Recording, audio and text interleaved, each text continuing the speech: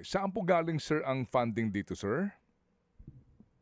Manong Ted, sa ano po, 2.5 billion fuel subsidy na 2025 GAA po.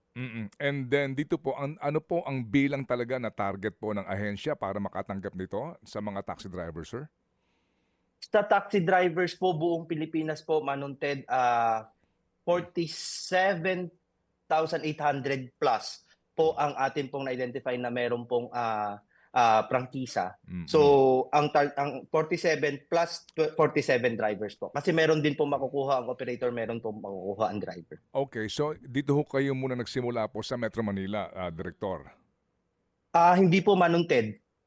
Nung Friday, nagkaroon din po ng cash payout sa Region 6 and Region 11 po, Manong Ted. Okay, sige. So ito hong ating pinag-uusapan nga ngayon, itong nangyari po dyan sa LTFRB, LTO compound, ano po.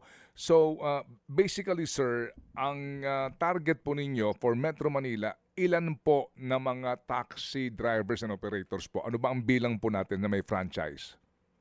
Dito po, ang 23,000 yan, Manong Ted. 21, 22,000 po. Nabigyan na po natin yung 6 to 7,000, Manong Ted. So may based on record po, meron pa po tayong hindi nabibigyan na 15,000. So nung Friday, Saturday, naka 8,000 po tayo. So may mga kulang-kulang 7,000 po, Manong Ted. Okay, and then ito hong mga taxi operators na ito, as in, ang kanilang updated po ang kanilang mga prangkisa. At sila mismo, yung operator mismo, ang nagbigay ng pangalan ng driver. Meron pong ganun, yes po, Manong Ted. Katulad po ng sinabi ko, Manong Ted, meron po tayong 5,000, 6,000 na na-transferan sa na nabigyan po through their e-wallet.